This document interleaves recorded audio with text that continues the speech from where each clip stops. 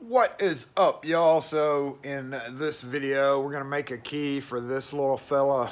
Now that looks like maybe a window lock or something like that, but it's actually an old deadbolt. These were really popular 50s 60s era, and it does fit just like a regular deadbolt. However, it has a smaller, obviously much smaller diameter hole, and it's also got two upper and lower holes. The problem that you run into is if you don't have a key, obviously it's not going to work.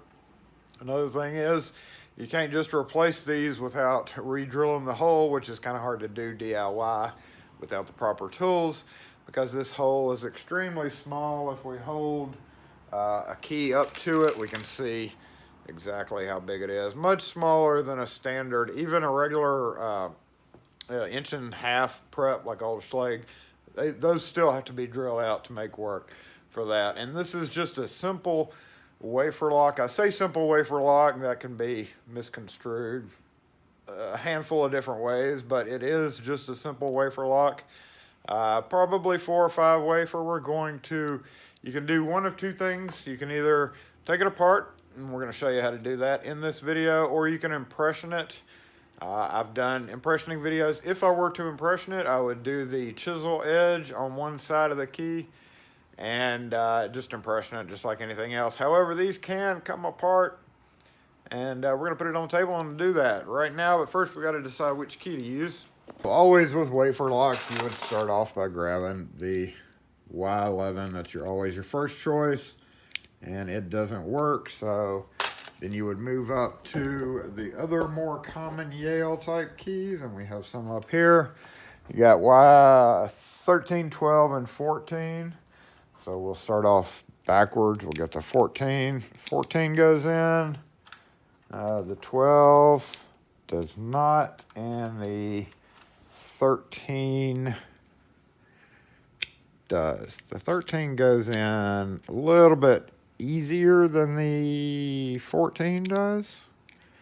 About the same. We're just going to use, which one do we have more of? We'll use the 14 because I've got more of those. I think I've got a box of them of each, but up here on the hook we've got enough, so that we're just going to grab 2 of them. And what we're going to do is we're going to take this apart right here.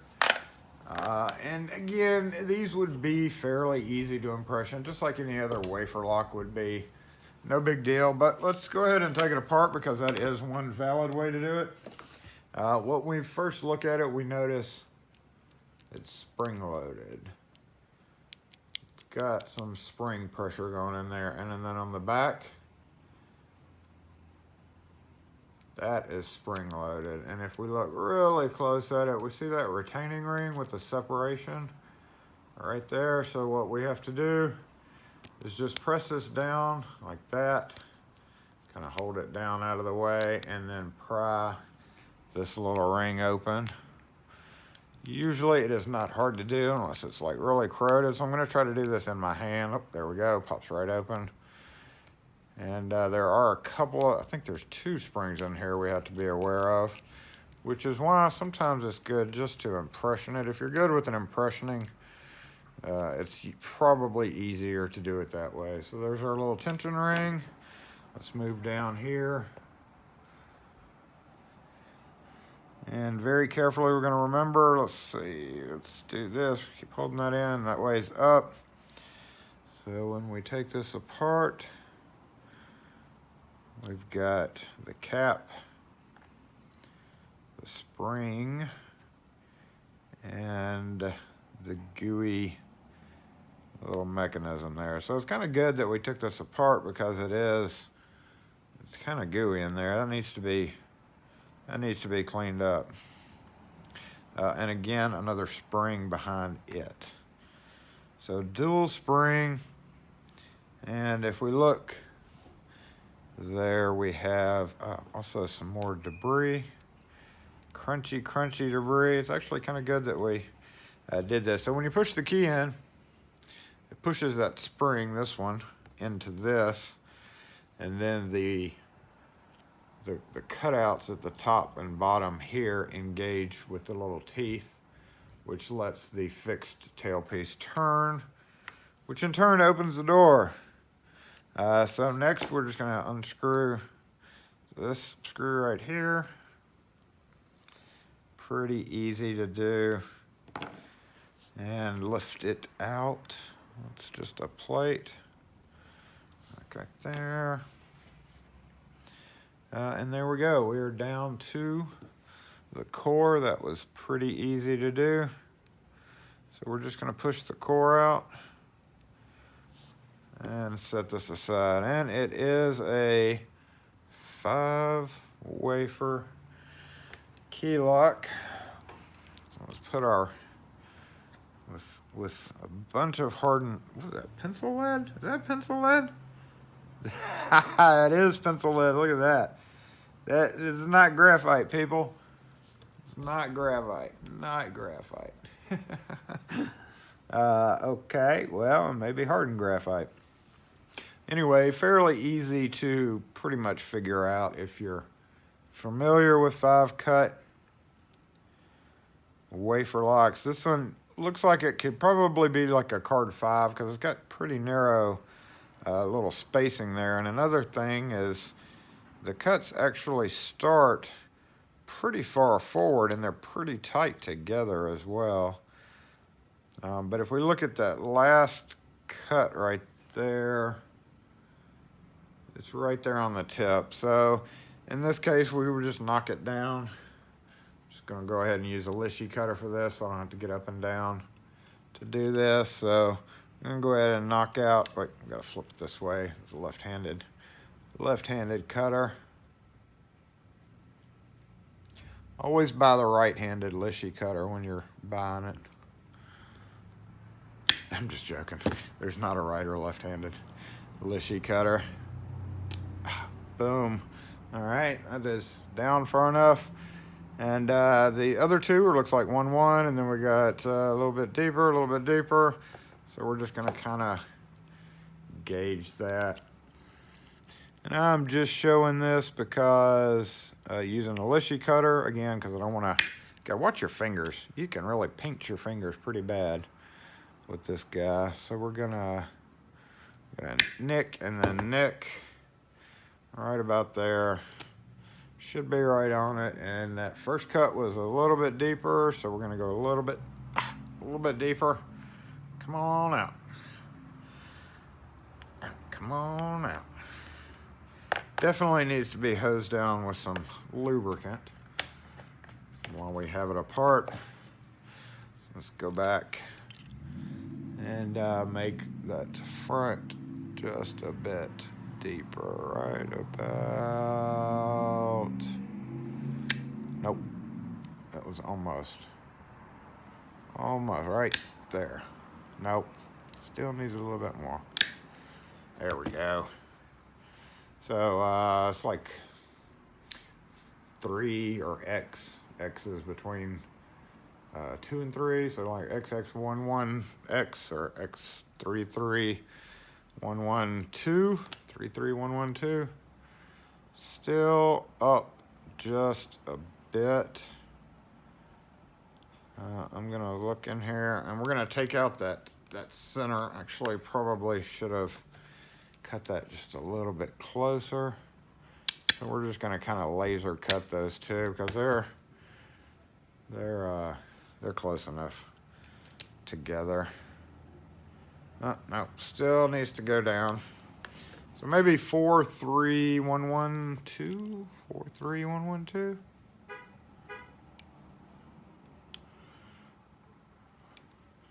Getting it on that is a little hard because of the slope.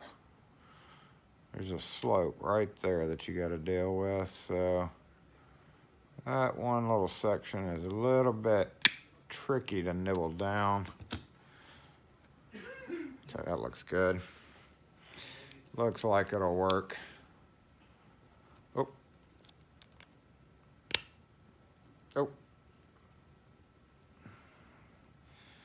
Is it not going in all the way? What's going on here? Okay. All right, let's hose this down with some Houdini. Obviously has something going on the back side of it there. Yeah, there we go. All right. Just needs a little bit of, actually a lot of bit of lubricant, I should say. But that's all there is to it. So now we're going to put it back together. And we can see the channels in there that it goes in. Go ahead and hit this. Hit this with lubricant before we put it back together. Plug goes in the front.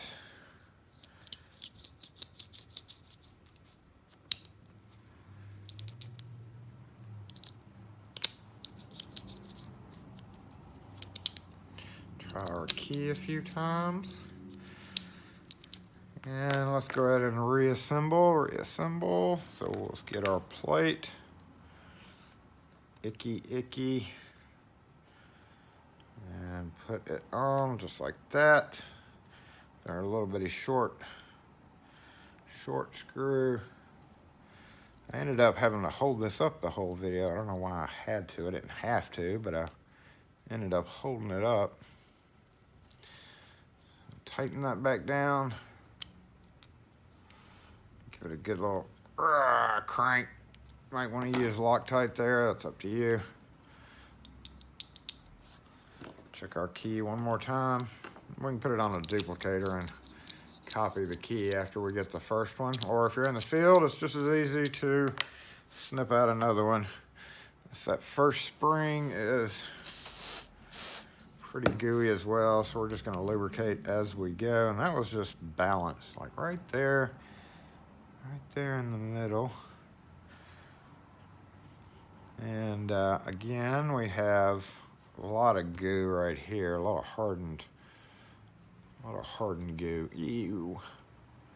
That is all, look at that. That is probably decades of graphite just built up. Built up graphite. Pretty nasty, as it always is. We're going to go ahead and scrape it off and hose it down.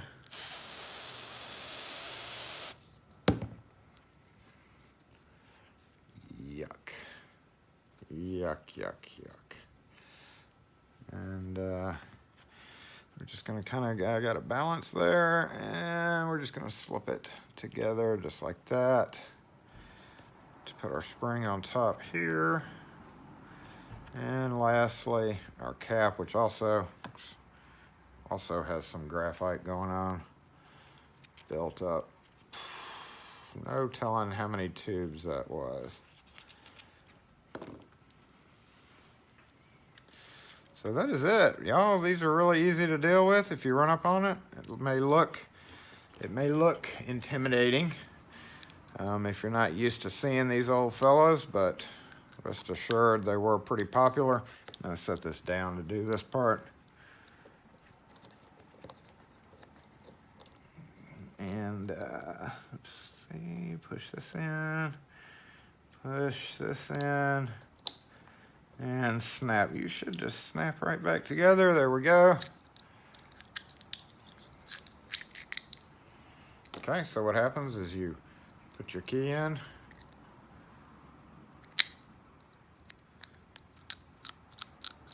And I believe you have to push it in. Yep.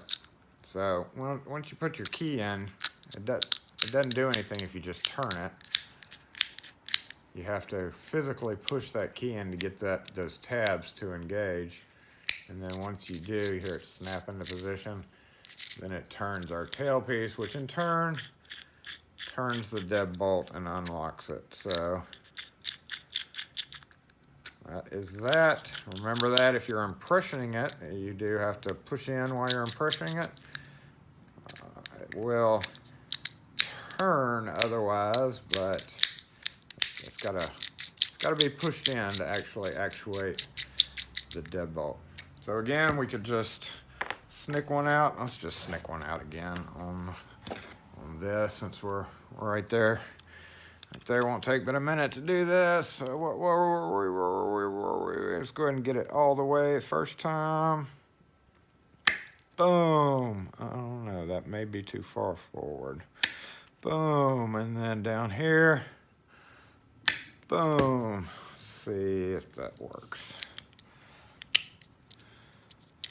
A little tight. Where is it tight? Where is it tight? It's probably tight. Yep, right there. I didn't go deep enough on number 2 cut. I didn't think I did. So we're gonna knock it down just a bit more.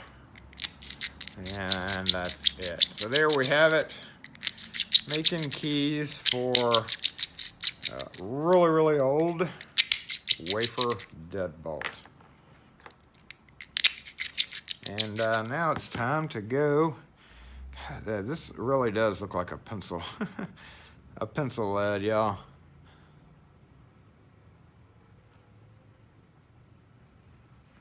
That is not hardened graphite. That is indeed a pencil lead.